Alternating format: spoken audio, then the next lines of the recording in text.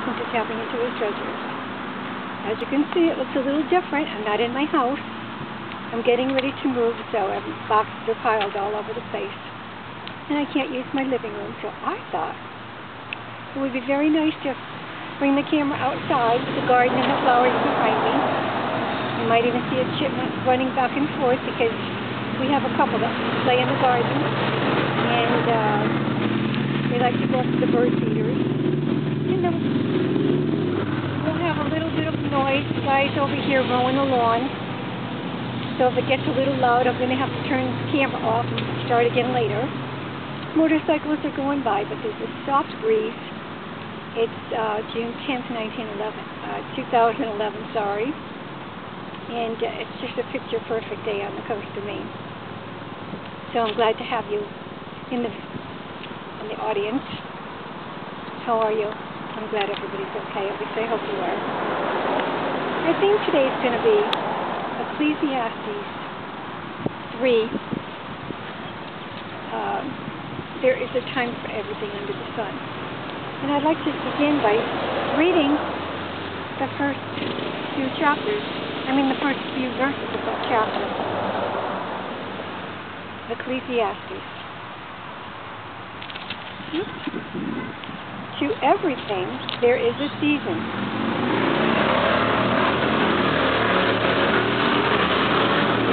Perfect day for motorcycle riding too. To everything there is a season and a time for every matter or purpose under heaven. A time to be born and a time to die. A time to plant and a time to pluck up what is planted.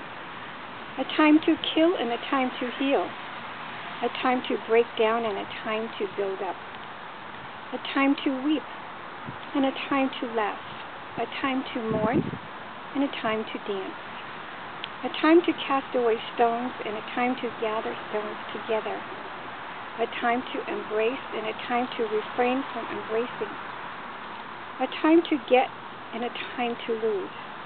A time to keep and a time to cast away. Oh God, I got the bug.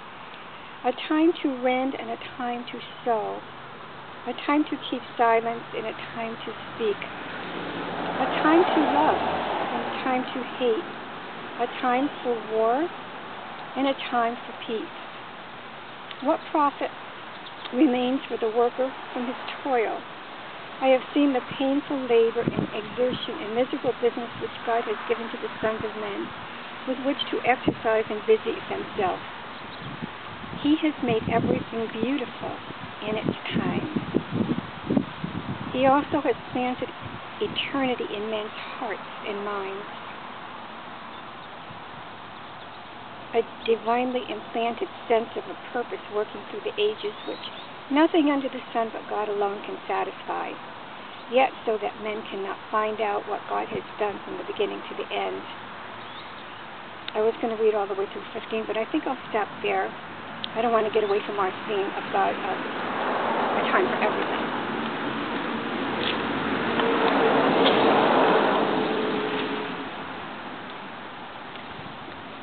It'll never cease to amaze me that this book, Ecclesiastes, is in the Bible. It seems so odd of a book to be amidst all the other books and chapters. But God wanted it there, so He made sure that it was placed there.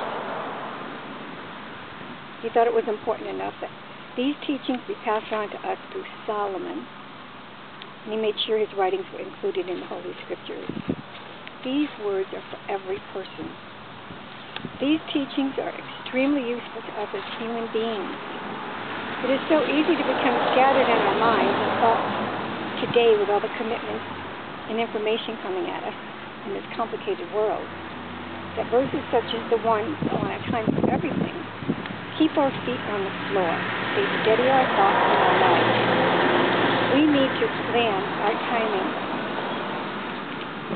And the verses we just read will go through a couple of them. A time to heal. Some people grieve. This just came to me this week. Some people grieve for years on end after losing someone. I've grieved for loved ones, so I know what that grieving is.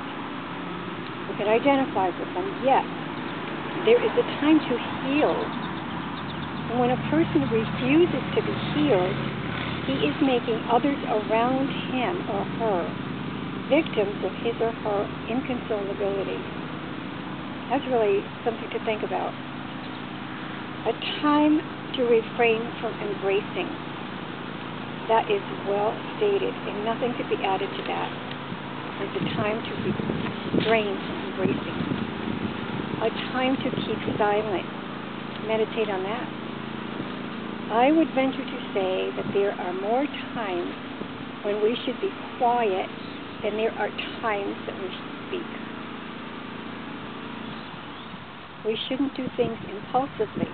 We should pray about things and do them according to God's timing. I was reading in the book of Nehemiah the other day and read that when he went on a journey, he planned the timing of the journey. That is one of the reasons it was so successful.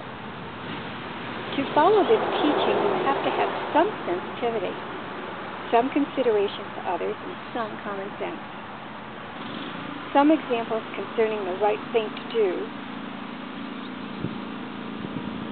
Some examples concerning the right timing to do things are as follows, and you can add some of your own. The middle of the night is not the right time to make a lot of noise because people are sleeping and should not be disturbed. Common sense, sensitivity. Also, if your budget is stretched so tightly that you can't afford to pay the electric bill, it certainly would not be the right time to go out and buy a $2,000 TV. Timing. If a friend is in mourning, you don't ask him or her to go to a movie or party. It would be wrong timing. If you are contemplating asking your boss for a raise in pay, the right time to do it certainly wouldn't be when he is in a bad mood. Would you agree? It's fairly simple. If you want to argue with your spouse or with anybody else, if children are present, it isn't the right time to have a negative confrontation. If you have passed your 20s and no one has popped the question, it is not the right time to settle for anyone of the opposite sex just because you want marriage, if you don't want marriage to pass you by. The timing isn't right, and you can't make something happen when it's not the right timing. It isn't terrible that we go through circumstances the way we do. It wouldn't even be healthy or good for us to go through life with some sadness, pain, without experiencing some misunderstandings and heartaches, unfairness. We wouldn't appreciate the good without some pain or discomfort along the way. It builds character. Without it, we would become spoiled, maybe even haughty and unappreciative. Some instances when it is the right timing are as follows. When you need to have an intimate talk with someone and you find yourself without any disturbances, that will be the right time. Oh, this brief feels so good. I remember when God gave me this verse in Ecclesiastes 3 a long time ago in a personal way. I was sewing on my sewing machine. I sensed in the back of my mind that the Holy Spirit wanted me to do something different that afternoon, but I pushed the thought farther back in my mind. I had it on my schedule to sew that day, and I lived according to my schedule. For the life of me, I couldn't get into sewing. My hands fumbled with everything I tried to do. I fought it, trying to overcome those feelings, but God overpowered me with one of the verses I just read before from chapter 3 of Ecclesiastes. I know everything under the sun. And specifically in that chapter, that day it said, a time to sew. Not S-O-W, but S-E-W. Sewing like I was doing that day. And I said to myself, if there is a time to sew, there must be a time not to sew. And then I realized that afternoon was definitely the time not to sew. So I gave in and put the sewing away and did what God wanted me to do. And that's what it's all about. And if you are unable to relate to this episode, maybe you can relate to what happened to me this morning. I have to back up. Earlier this week, today's Friday, earlier this week on Monday, I had to call the Geek Squad at Best Buy because I can use my computer, but it's giving me a little bit of trouble. I'm having trouble pulling up documents, unless I file them in Microsoft Word, which I can pick up. I can't pick up documents. And you know that little blue circle that keeps going around all the time on a computer, which means that it's syncing? Well, that thing just keeps going and going and going around and around, and it like paralyzes the computer, and I have to wait for it to get out of its temperamental mood, I guess. So anyway, I thought, I've got to deal with this. And that's why I bought a subscription to this protection, so I might as well call. So Monday I called. I was on the phone with the agent for 1 whole hour. He even got his supervisor because he couldn't solve the problem. Even with the supervisor, they couldn't solve the problem. He could see what was happening because he was working on it by remote. And so he was going to put me through to someone who had more knowledge than he. So he did that, and when the person came on the other end of the line, I said, I'm on my cell phone because I don't have a landline, and I'm so afraid that my battery's going to go dead, so I will call you back in a day or two. And not only that, my mind was boggled at that point after an hour of all that mental, working on the computer like that. And so I didn't get around to it until this morning. So now, I think it was 8 o'clock this morning I called again. I was on the phone with an agent for a half an hour. And then in the meantime, she's telling me to click on this, click on that, and how to print things in with a new password, da-da-da-da. We all know what that's about. So after a half an hour, she said to me she was going to connect me with another agent. Another agent, John, was going to come on and take over. So anyway, I'm waiting for John to come on. The next thing I know, my phone went dead. A call was lost. All that I could see on my phone was a picture of me and my great-granddaughter, and the phone was off. The call was gone. I didn't know what to do because I already wasted an hour and then a half an hour to an hour and a half. And I didn't feel like going through it again. So I went, after holding on, I went back to the computer, and there was nothing there, so I backtracked, and this page came up, a page I apparently was on before all this appeared. And the name of the agent, John, he was on there apparently chatting with me 20 minutes earlier, and he's asking me, BJ, are you still there? Are you on? And he typed in the time, 8:46. 2 minutes later, BJ, are you there? 8:48. And finally, 2 minutes later, 8:50, he signed out. So all this time I have wasted. And then I remembered the incident about sewing, and a time for everything, and a time not to sew, and a time not to do this or that. So I realized that God could be in that, and I think He was in that. So instead of just thinking about the hour and a half that I had wasted and losing this guy after all that time this morning, I thought, well, you don't want me to do this right now, God. It's not your timing. And because I would have been on the phone another hour. I went to the front door, and I opened up, and it was such a pleasant, picture-perfect day. I thought, this is what I need to be doing. I need to be outside, not inside, working on the computer trying to solve a problem with somebody from the Geek Squad.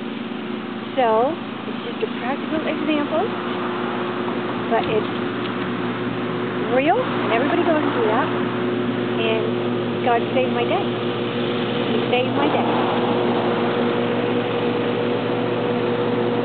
Hold on a second. Here comes the lawnmower again.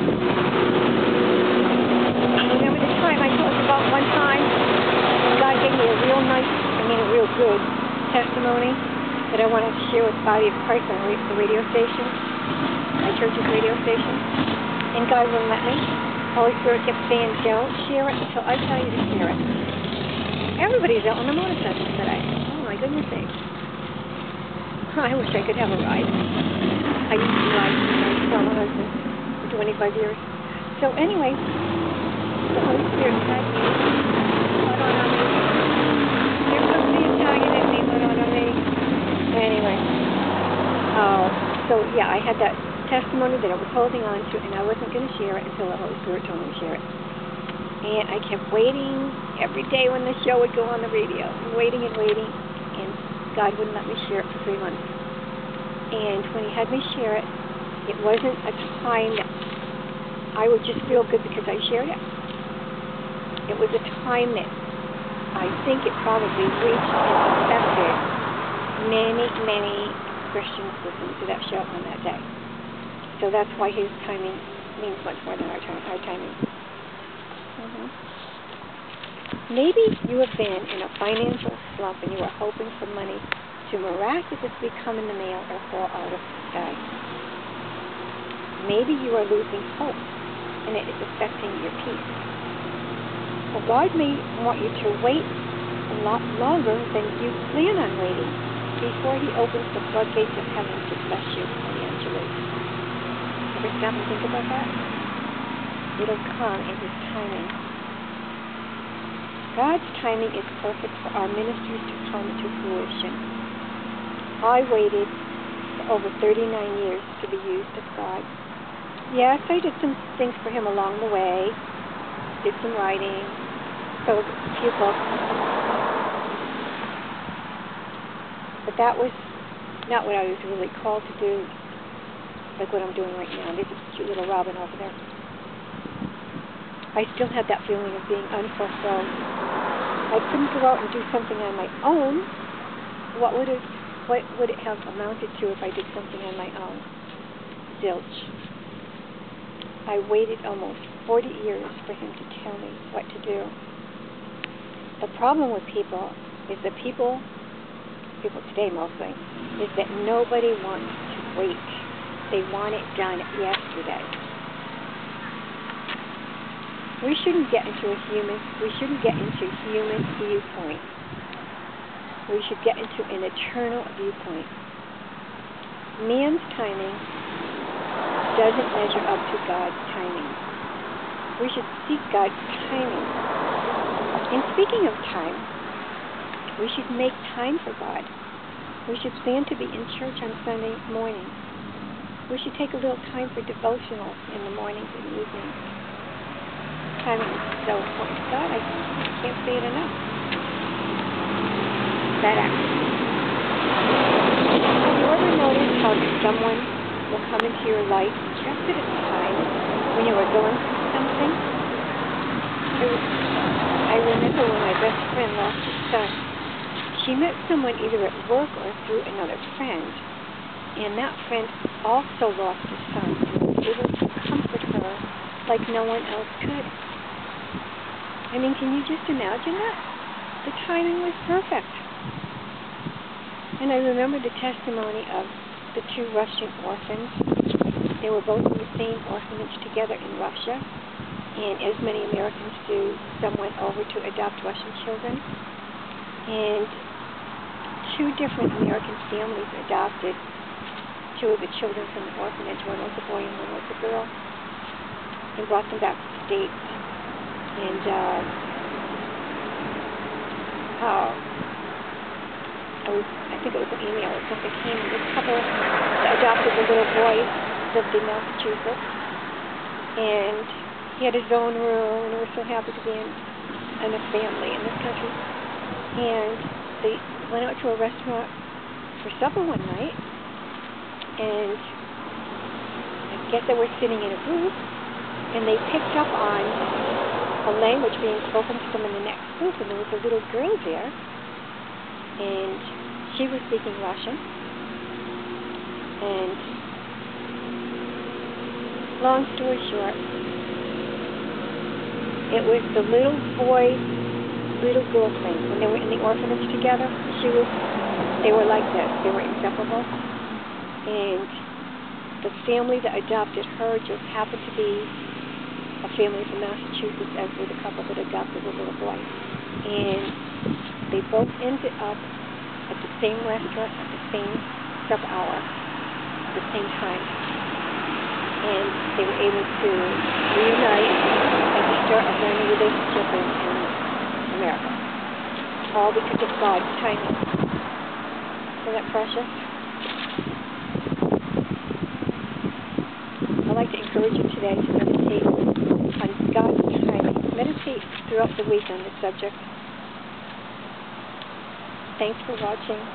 God bless you and God bless yours. God keep you and God keep yours.